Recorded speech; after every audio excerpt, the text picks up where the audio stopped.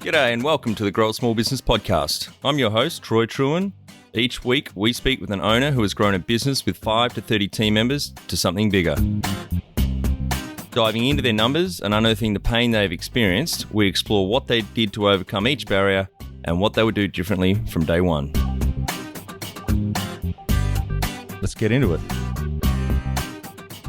Welcome, everyone. Today I'm interviewing Sophie and Aden Cooper from Anihana Life, based in Auckland, New Zealand. Thanks for your time today, guys. Hi, Troy. Thanks for having us. No worries. Appreciate it. Let's start with how we know each other. So I read a news.com.au article on the business a month or so ago and reached out on LinkedIn. Thought it would be great to have you on to chat about. Yeah. No, it was a good article, and we really appreciate you taking the time to chat to us today. Tell our audience a bit about your business, what it does and how it makes money. I guess we started pretty much 6 years ago. I was a florist by trade. I was a florist for 10 years. So I've always been quite creative.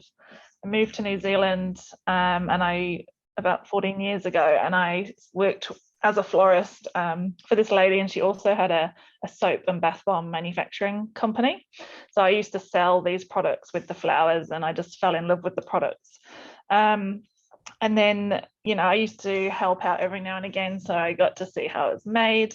An opportunity came up when I was 8 months pregnant, about to go on maternity leave, and my boss at the time wanted to sell the manufacturing side of her business. So I jokingly said to Aden one night, should we look at buying it? And a few months later, we had a new baby and a new business. Two babies. Two babies, yeah. It was a pretty crazy time. I didn't really know how to do either of those jobs, like run a business or grow a baby. Yeah. Sorry, that sounded silly. Then Aden was in working full time still, so it was really just me at the time and a couple of other staff that carried on, and we kind of just kept making products for my old boss and other people. About a year and a half into that, we decided to create our own brand. So that was original. So we were called R, so AHHH. It's kind of that sound you make when you get into the bath or the shower at the end of a long day when the kids are asleep. Yep. That relaxation kind of sound. For me, having a new baby and a new business was quite stressful and really hard. So, it was my escape at the end of the day was to jump in the bath and throw a bath bomb in there and kind of escape for 20 minutes. So when we were called R, we launched our products into a grocery chain in New Zealand. And as the business grew and our kids, I really started to get quite more passionate about sustainability, and trying to teach them to make better choices and use bars, because I kind of grew up using soap bars. So did my parents and grandparents. So I wanted our kids to kind of do the same. And then we decided to do a big brand refresh, and it was the same time Aden was going to join the business full time. So it's just over a year ago now. We did a complete brand overhaul and renamed to Anihana. Anihana is a really special name to us because it's our daughter's middle name. Oh, beautiful.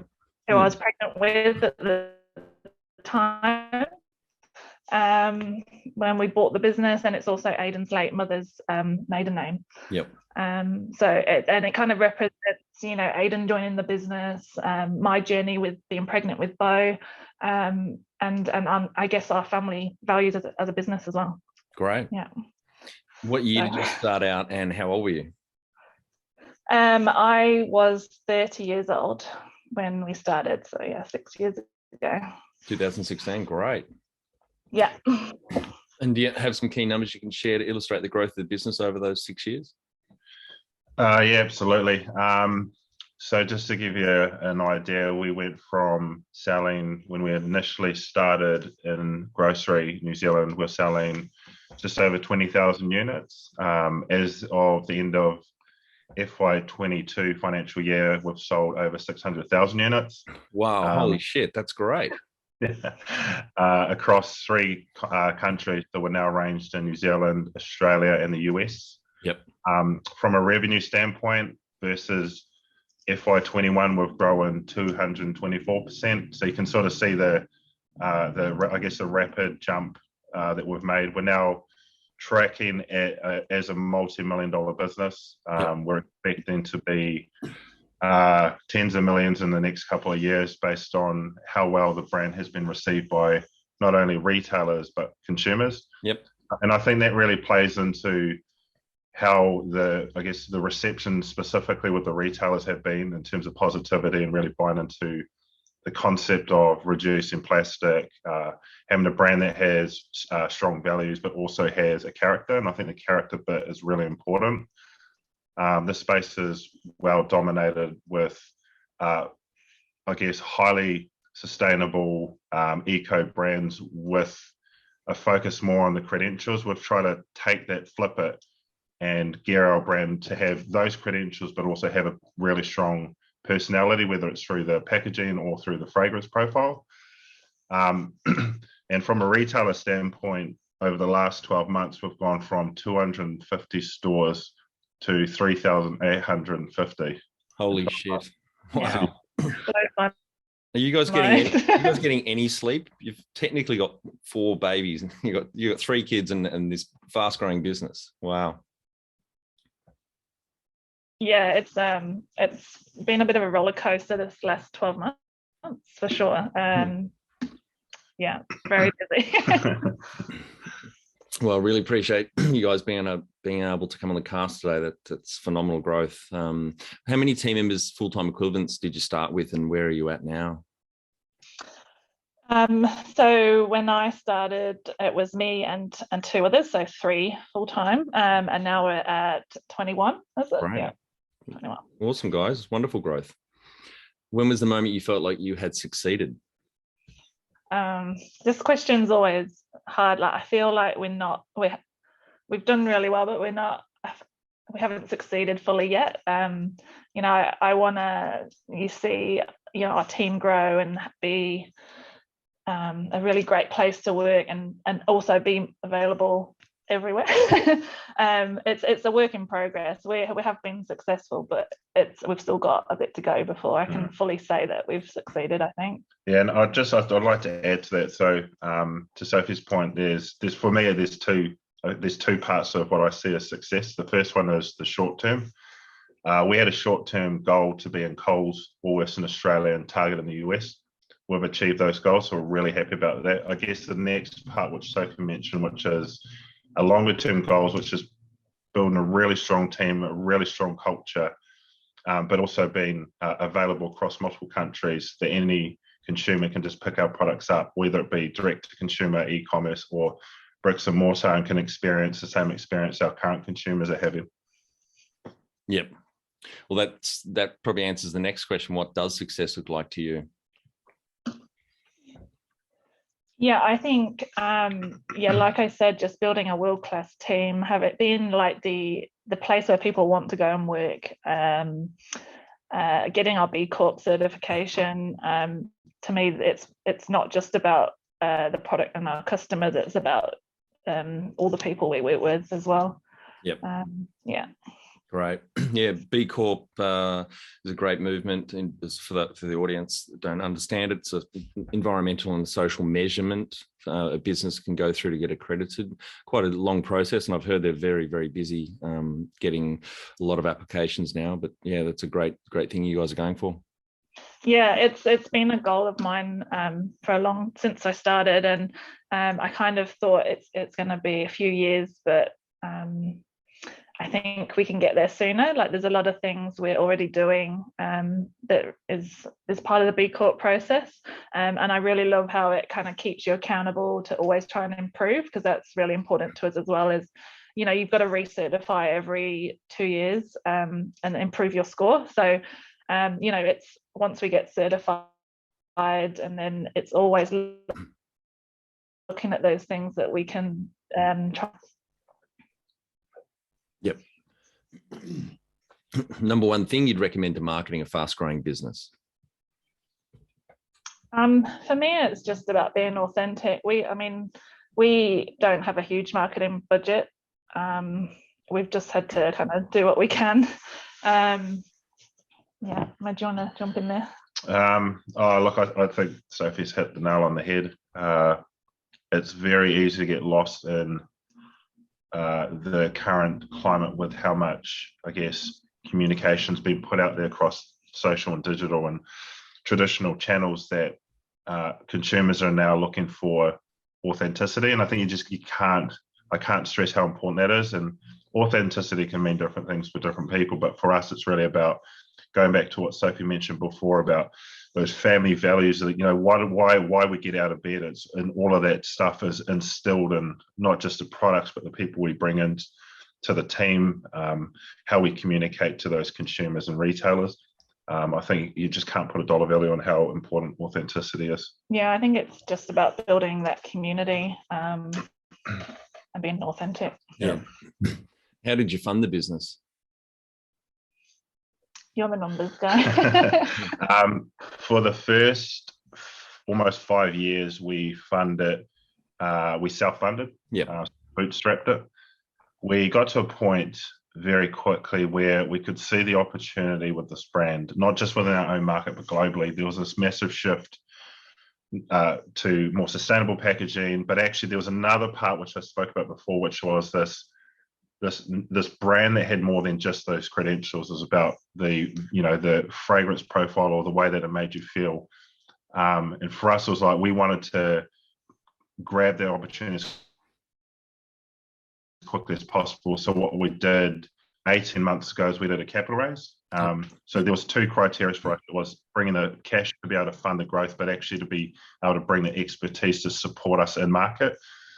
So that's how we sort of funded the last 18 months, was through bringing in that extra investment. Yep. Right. Any bank finance or grants along the way?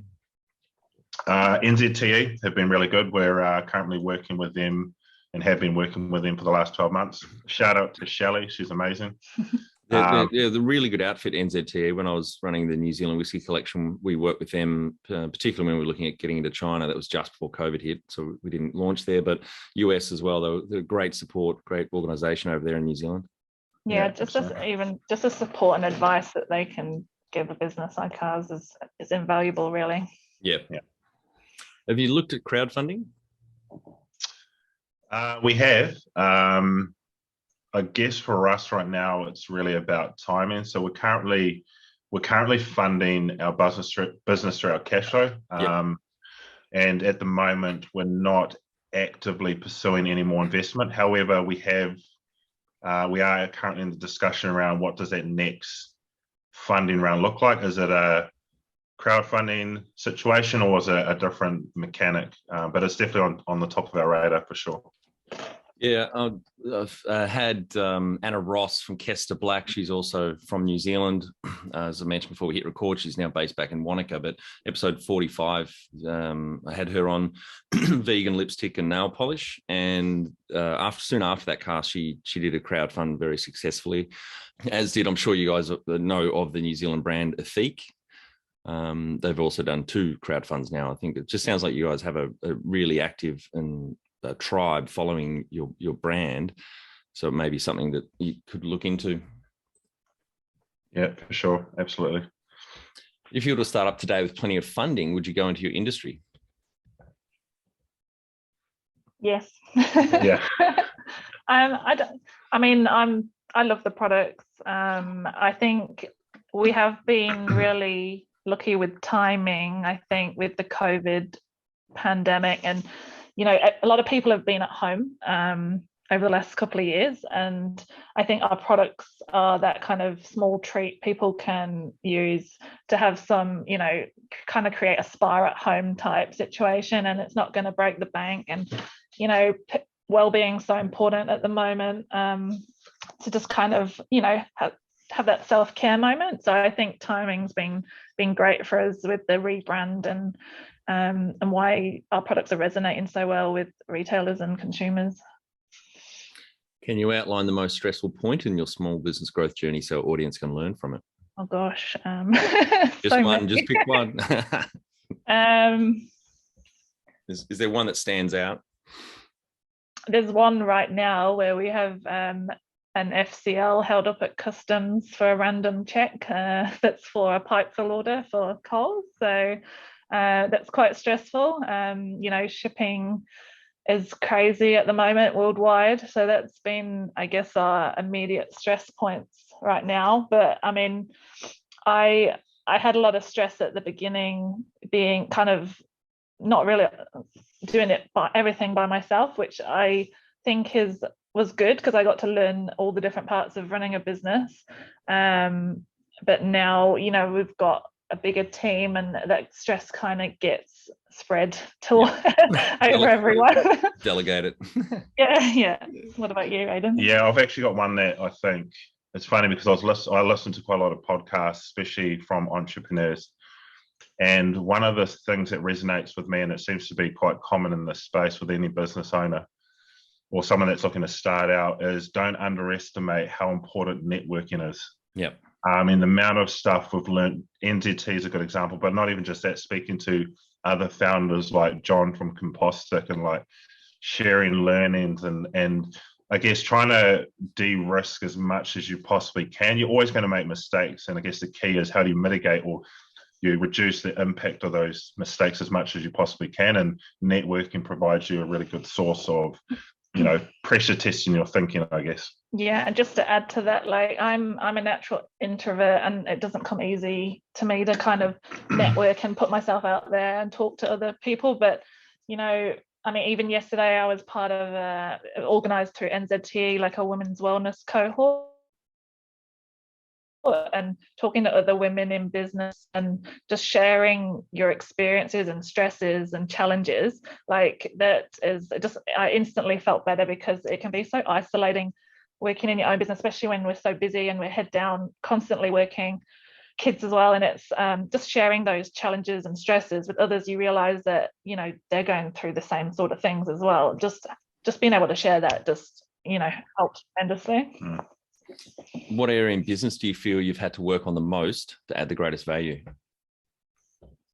For me, it's about leadership. I think being an introvert and kind of having to do everything myself, I've struggled, I guess, what my leadership style looks like, and letting go of certain things, because it is my baby. So I've definitely been on that journey and trying to working with my husband we're very opposite.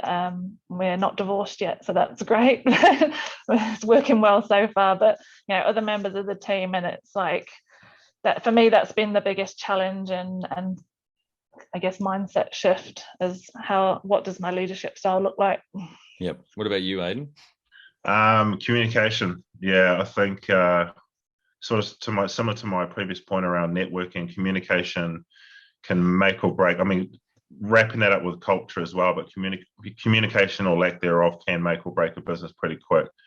I've learned very quickly how, especially when you're such a small team, sort of bouncing across multiple different areas, I can't stress how important having the right type of communication that is timely, that is clear and actionable, that aligns everyone to the same agenda. It's critically important. And not just within your own team, like, if we're going to go out of stock on a product, like communicating in a timely manner to your retailer.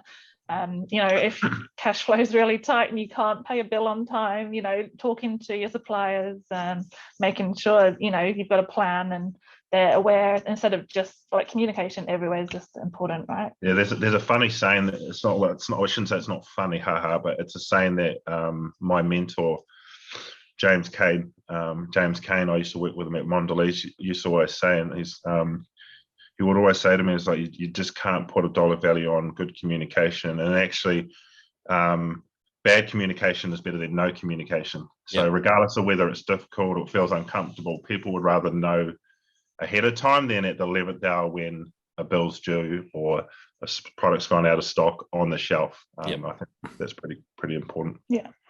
What have you enjoyed the least about managing fast growth? I mean, I would say the cash flow problem's been pretty, it's, growing so fast, it's put a big strain on our cash flow. That's probably been the least enjoyable part. It's pretty lumpy, right? Yeah. Yeah, it's like big expenses, big revenue coming in. Yeah, like we're still manufacturing a majority of our product ourselves, and there's that kind of time lag between buying ingredients, manufacturing, getting it to Australia or the US, and then getting paid from the retailer. So it's put a lot of pressure on us, I would say, during this 12 months growth. What do you love most about growing a small business? I think developing the team, for sure. Like we've got, like, our production supervisor started out as just a casual making bath bombs, and seeing her develop and become more of a supervisor, like I love to see that. And I can see her, she's so passionate about the products and the business. I can really see her growing with the business as well. Finding amazing staff that are so passionate about the products is, that's what I'm loving at the moment. Yeah, I'd probably take it to probably one extra level, and it's the passion and the positivity and the love for the brand by not just the retailer but the consumer as well. Yep. Some of the comments, and Sophie, just as an FYI, Sophie still manages the social media side, so she has direct interaction via all of our platforms. So if you are communicating to Anihana, you're actually talking directly to Sophie. And some of the comments that come through is it's pretty tear-jerking. For me, it's definitely been the positivity and I guess the feedback that we've been getting from consumers around our brand, sharing those little moments of de-stress or relaxation. If they've had a rough day at work or whatever it might be, if we can provide any sort of relief from that stress, I think that's always a win. And Sophie has, so whenever any consumer talks or comments on our social platforms, they're talking directly to Sophie, so we get firsthand, I guess, feedback from our consumers, and it's always, it's always a welcome, I guess, experience seeing those positive comments come through. Yep. What's been the biggest mindset shift for you in your small business growth journey? For me, I think what I said before about not just working in silo by myself and communicating to the team and what my leadership style looks like. It's not just, I need to be positive and go to work. I need to kind of inspire everyone else to feel the same and believe in this brand and what we're trying to do as well. So it's, that for me, it's been about leadership. Pretty much the same, to be honest. I'd say the only one caveat for me, I did come from, so I've been in the consumer industry now, consumer goods industry now for about 18 years, and shifting from a big corporate to a smaller business requires some, I guess, a sense of almost taking a backward step and allowing people to grow into their roles, as opposed to being, I guess, forcing what you've learned in other areas or other businesses onto them, allowing them to grow into and feel comfortable about how to best structure their area that will best, I guess, achieve our ultimate goals as well. So for me, it's actually almost about not being so interested in always pushing my particular agenda, but actually taking a step back and really trying to understand how people operate and what's best for them as well. Number one habit you think a small business owner needs to develop and maintain? Really, it's just the communication, I think. Getting used to having those conversations, good or bad. I can't think of anything else. I think probably the only other one that I've been thinking about, actually, funnily enough, for a while is really just backing yourself to take the initial step. It can be quite daunting going out on your own. I mean, Sophie sort of told you her journey, but even for me, going from leaving a comfortable corporate role and then sort of going into the unknown is quite daunting. But I think if you back yourself enough and you back what you're doing, whether it's a service or a product, just go with it. Your gut's 99% of the time right. So I think just that's what I was going to say, having the courage to make that initial first step is probably the biggest challenge. I just thought of something actually. I think being able to ask for help is a good habit to have. At the start, I felt like I had to do everything myself, and I didn't want to go and ask anyone. But you'll be surprised how many people actually are willing to help you if you just put yourself out there and say, hey, look, can you, even people in similar businesses as you, like, they can be really supportive, and just put yourself out there and ask for help. Find it hard to define a clear strategy, then communicate it and execute it alongside the rest of your team? Or you currently don't work a simple quarterly strategic plan to boost your team's performance? Our Business Growth Formula online course is perfect for small business owners with 5 to 30 team members wanting to grow. We share the mindsets, habits and tools to be a legendary leader in your business. growasmallbusiness.com. Can you talk to how you've added people to the team, some wins, mistakes and advice from those listening?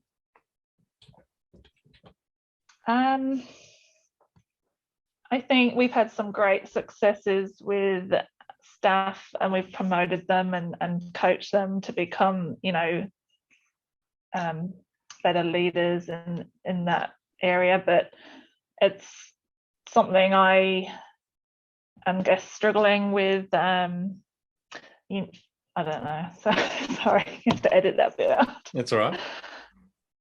I'll tell you what, I'll jump in on this bit. Yeah. Some of the wins we've had have definitely been, I would say, in the operational space. And actually finance space, we've been able to bring in some really good talent to help shore up our systems and processes. And to Sophie's earlier point, to develop people that have been with us prior to us rebranding. Our production manager is a really good example. I'd say some of the learnings, and it's still something that, look, this happens in large businesses as well, has been really clear with new starters on exactly what your values are and what your expectations are. That alignment piece up front can make or break a business quite quickly if you aren't clear on what you require and they're not clear on what their expectations are. I think it's so important having that initial alignment up front. Just setting those expectations. There's no surprises, and and we have actually made a couple of mistakes over the last 12 plus months where we haven't been clear on our expectations, and we've let them down, and it's something that we're very cautious not to repeat. Yeah, that's right. I mean, recruitment and having to let people go, it's your responsibility and your fault if you fuck it up. If you get the wrong people on the bus, then it's you haven't done your job as the manager. 100%. Yeah, we have one person in production who's been with us for over 5 years, and she was with me. She was when we first started, so that's she's gone from making one product to being really knowledgeable about all the products we make. So that's something really cool, I think. That's great. What are some things you recommend to building a sustainable and kick-ass culture to help with the growth? I think culture is something we're constantly trying to improve and work on. I think we have regular catch-ups and talk about what we're trying to do in sustainability wise, try and implement what our habits and our values into just day-to-day work life on our manufacturing site. So different bins for different products, and talking about recycling and minimizing our waste, and we play a lot of fun games, and it's always have a few dance parties while we're making. YMCA is a favorite when that comes on. They drop their bath bomb tools and do the dance. So I think just having fun at work and sharing our values, making sure everyone aligns with them, and I think we have as leaders have to walk the walk. They're not gonna pick up any of our habits, and if they're not seeing us do it as leaders. So I guess going back to my original comment about my mentor, he's been such an influence to me in terms of just instilling really good behaviors. But I think another thing that always resonates with me is he always used to say is that culture, everyone's responsible for it, but in actual fact, culture is top down. So if your leadership team are not portraying what your values are as an organization, then how is anyone else meant to follow you? So for me, it's all about ensuring that myself, Sophie, and the rest of the senior team are very clear on what those values are and how we want to operate and instill that culture within our teams. And then we filter that down to the rest of the team as well to ensure that everyone understands and they're aligned to exactly what we're about. And I guess that goes back to recruiting the right people as well. Culture starts from the top down, but it also comes with the people you bring into your organization. They need to align to the values that are dear to your heart, for sure. Yep. Hello, audience, how you've handled balance. I'm looking forward to hearing this one. Definitely getting better. Aden and I work together. Aden finds it very difficult to switch off. He's a bit of a workaholic. So we have a bit of a rule that kind of weekends are family time. Occasionally we do have to do a bit of work on the weekends, but we always make sure, the weekends we do spend a lot of time with the kids. I definitely have a lot of mum guilt. Yeah. Our kids are quite young, and they went to daycares since they were quite little. It was the only way I could, grow a business and raise these kids. So I get a lot of guilt that I'm kind of not at home all the time with them. I honestly don't think I'm that kind of mom anyway. I need to be busy, and I think I'm a better mom for them, going to daycares and yep. those at school now. But I think, there was a point where I felt a bit like a hypocrite, like we're preaching self-care and me time, but we both have really come close to burnout and have suffered burnout. So really checking that now, and we need to take a break and use some leave and totally switch off from work, and we're getting better at that now, I think. Yeah, I think just to sort of unpack that a little bit, Alec, in the same I'm starting to get better at, and we sort of convey it to the wider team. Sophie mentioned the dance parties as a good example. But I feel like especially with founders in particular, that allocating yourself some time each day, even if it's just to listen to music or do a bit of exercise or even just go for a walk, I can't stress how important that is. Yes, you're always going to get pulled into multiple meetings or working during the weekend, but allocating and making sure you stick to allocating that time and sticking to it. Yep. So critical. Totally agree. Yeah. How much professional development have you invested in yourself? Not as much as we'd like. I think because we have been so busy, it's something that we kind of need to prioritize. I'd love to do a leadership course. I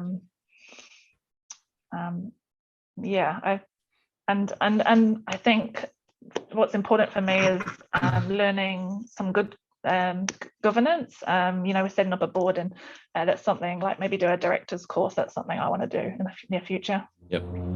I'm probably I'd say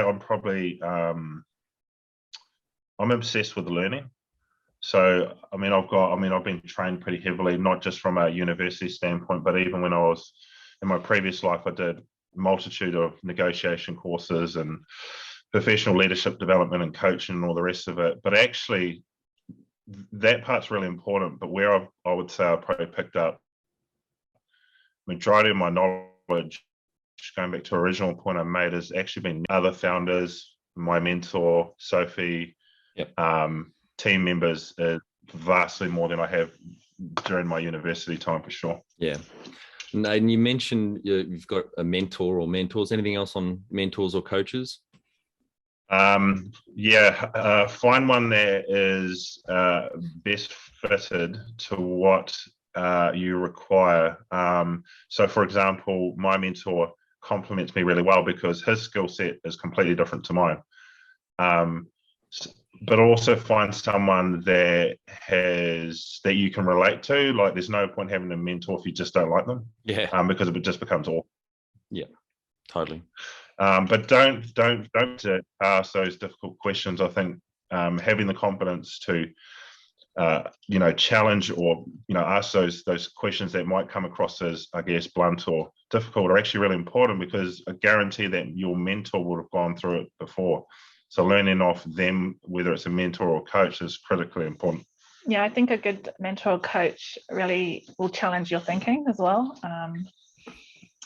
Just someone that's kind of has outside eyes in, that can see the wider picture and challenge your thinking, is really beneficial. Yep. Do you have a board of directors or advisors? I think you mentioned you're just setting one up now. Yeah, we've just got an advisory board chair, and we're looking at what our board will look like in the future. That's great. Right, Sophie and Aden, we're on to our final 5 questions. What do you think is the hardest thing in growing a small business? Hardest thing, it's hard to pick just one. Cash flow. Well,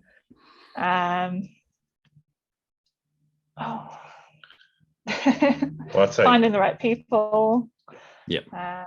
Yeah. Favorite cash flow and people, for sure. Favorite business book which has helped you the most? I'm actually reading Radical Focus at the moment. It was recommended by our board chair, and it's about OKRs. Yep. It's in like a fable, like a story, so it makes it really easy to read. And I also like the 5 dysfunctions of a team. Oh, great.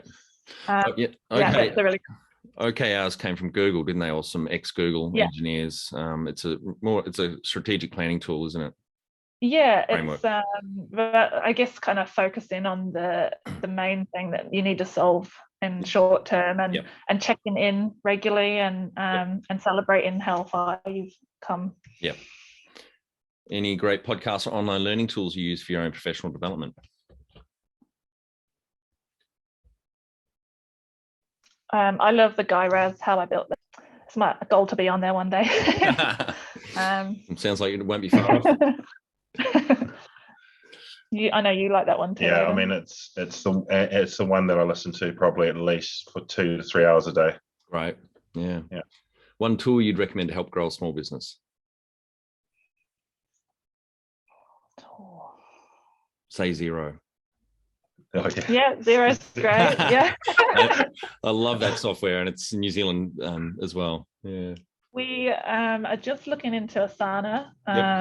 Some starting to a couple of the team are using it already, but I think you need the whole team on board to make it really valuable and beneficial to you. So we're looking at how we can kind of implement that to work better as a team and communicate. Yep. Finally, my favorite question: what would you tell yourself on day one of starting out? Just keep going. Don't give up. And don't be afraid to ask for help. What about you, Aden? Regardless of your ability, you can't do everything.